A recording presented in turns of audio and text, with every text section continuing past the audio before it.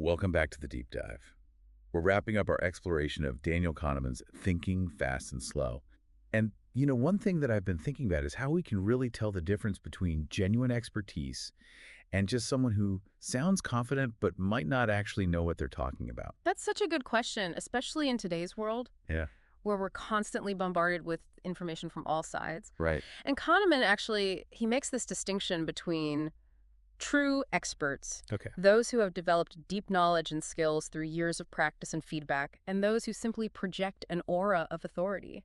So how can we spot the real deal? Like what sets true experts apart? Well, think about firefighters, for example. Right. They develop this incredible ability to assess a dangerous situation almost instantaneously. Right. Making split-second decisions that can save lives. It's almost like they have a sixth sense. Right. It might seem like magic, but it's actually the result of years of experience, recognizing patterns, and receiving constant feedback on their actions. Okay. They've encountered so many different scenarios that their System 1 intuition has been finely tuned to make accurate judgments under pressure. So true expertise is born from a combination of knowledge, experience, and feedback. Exactly. It's not just about having a fancy title or sounding confident. And this applies to, so many fields, right? Absolutely. From medicine to chess to even parenting. Yeah. The key is to look for evidence of real-world success, not just theoretical knowledge. Right. This makes me think about all the financial gurus and self-proclaimed experts out there making bold predictions. Oh, totally.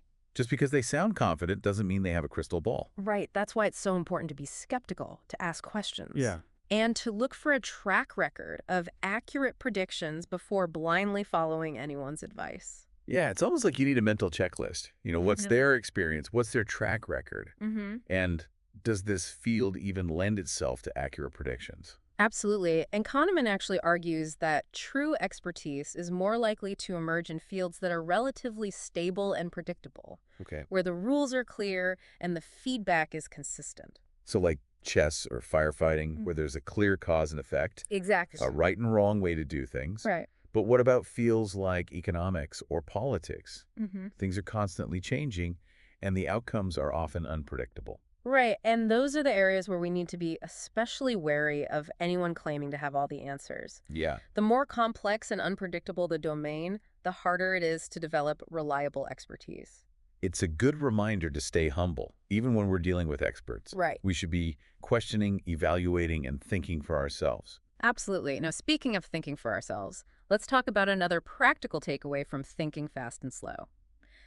The planning fallacy. Oh, the planning fallacy. Yeah. This sounds way too familiar. Yeah. Is this about why projects always seem to take longer and cost more than we initially plan? You nailed it. It's that almost universal tendency to underestimate the time, the effort, and the resources required to complete tasks and projects. It's like we get excited about a new project. Right. We envision this best-case scenario. Yeah. And we completely fail to account for all the potential delays and setbacks. And it's like our optimistic System 1 is running the show, Yeah. blinding us to the harsh realities of project management.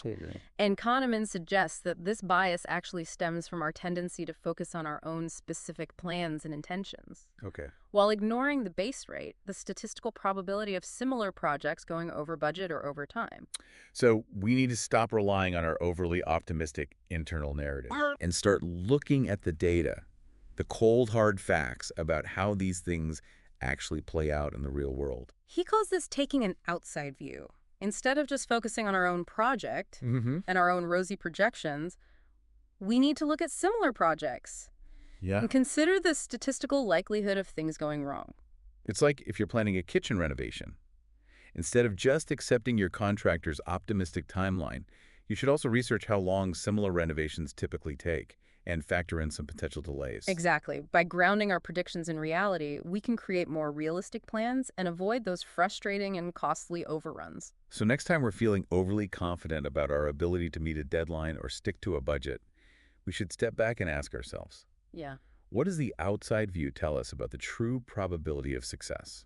It's such a simple but powerful mental shift Yeah. that can save us so much stress and disappointment in the long run. As we wrap up our deep dive into thinking fast and slow, it strikes me that Kahneman's work isn't about trying to turn us into emotionless robots. You're so right. It's not about denying our emotions or No. trying to suppress our intuition. Hmm. It's about recognizing that our minds are wonderfully complex and sometimes wonderfully irrational.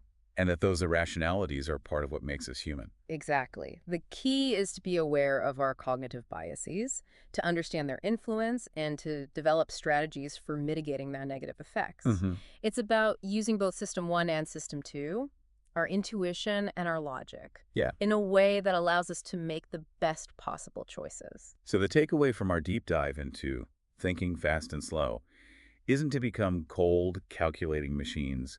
It's to become more mindful, more compassionate, more self-aware human beings. Beautifully put. And that's really what it's all about. It is. It's about recognizing our limitations, embracing our humanity, and striving to make choices that align with our values, our goals, and our truest selves. Well, deep divers, that concludes our journey into the fascinating world of thinking fast and slow. We hope you've enjoyed the ride and gained some valuable insights into the workings of your own mind. Absolutely. And remember, the more we understand our cognitive biases, the better equipped we are to navigate the complexities of life and make choices that lead to greater happiness, fulfillment, and success. So keep thinking, keep questioning, and keep exploring. Until next time, deep divers. Happy thinking.